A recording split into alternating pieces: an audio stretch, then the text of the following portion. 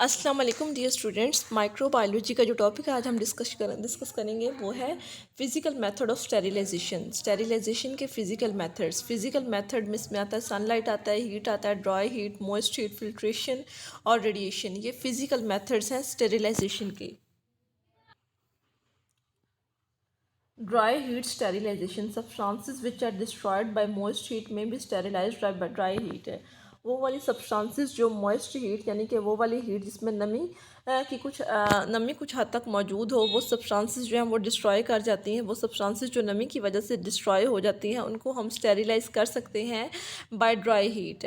Dry heat can be use to sterilized items. उन items को sterilize करने के लिए इस्तेमाल किया जाता है, but as the heat takes much longer time to be transferred to the organism, बहुत टाइम एंड टेम्परेचर। लेकिन इस मेथड का डिसएडवांटेज ये है कि ये टेम्परेचर भी बहुत ज़्यादा हाई अमाउंट में रिक्वायर्ड होता है। टेम्परेचर हाई हमें चाहिए होता है और इस प्रोसेस में टाइम जो है वो भी ज़्यादा लगता है। The standard setting for hot air oven at least 2 hours at 160 degree C. ठीक है, 2 घंटे के लिए हम हॉट एयर ओवन को 160 डिग्री सेंटीग्रेड पे या 320 फ़ारेनहाइट पे रखते हैं। ठीक है, रैपिड मेथड जो इसका ये है कि 190 डिग्री सी पे हम टेम्परेचर करें 374 Fahrenheit 6 minutes for unwrapped objects. Unwrapped objects वो वाली होती हैं जो कवर्ड चीज़ें नहीं होती, ठीक है, जो खुली होती हैं अनरैप्ड, और 12 मिनट्स फॉर रैप्ड ऑब्जेक्ट्स जो कवर्ड होती हैं। इसके एडवांटेजेस क्या है? सूटेबल फॉर ड्राई सब्सटेंसेस, ये ड्राई सब्सटेंसेस के लिए सूटेबल है।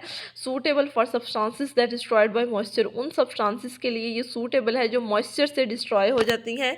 ग्लास वेयर्स, ग्लास के जो बर्तन होते हैं कांच के जिन्हें कहा जाता है, like flask, test tube and pipettes can be sterilized. ये जो ये जो लेबॉर्ट्री के इक्विपमेंट्स हैं इनको स्टेरिलाइज किया जा सकता है bye dry heat sterilisation.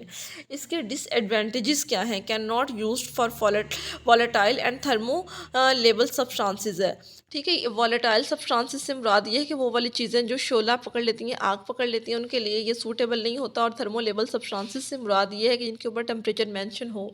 Required long heating time and high temperature, time जो है वो ज़्यादा लगता है और टेम्परेचर भी हाई चाहिए होता है। Not suitable for surgical dressings, surgical dressings के लिए सूटेबल नहीं होता।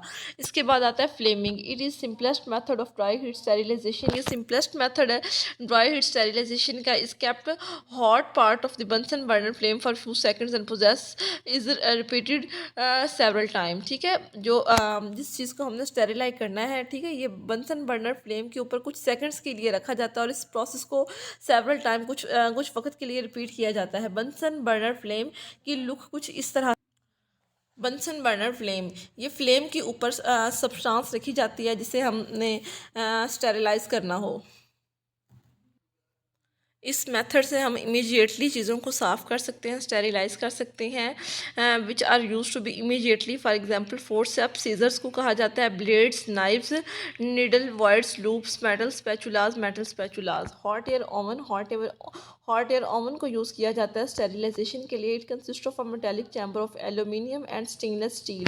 ये एक मेटेलिक चैम्बर पे कंसिस्ट करता है, मुश्तमिल होता है, जो एल्यूमिनियम का बना होता है या फिर स्टील का, विच इज़ इलेक्ट्रिकली हीटेड, जिसे इलेक्ट्रिकली हीट प्रोवाइड की जाती है, बिजली के ज़रिए उसको हीट अप किया जाता है, एंड थर्मोस्टेटिकली कंट्रोल्ड, और उसका जो इंटरनल टेम्परेचर है उसको कंट्रोल किया जाता है। ये पिक्चर्स आप देख रहे हैं, इसमें हॉट एयर ओवन भी है, ठीक है, इसके अंदर बंसन बर्नर भी है, डिफरेंट इक्विपमेंट्स हैं फिजिकल मेथड स्टेरिलाइजेशन के लिए।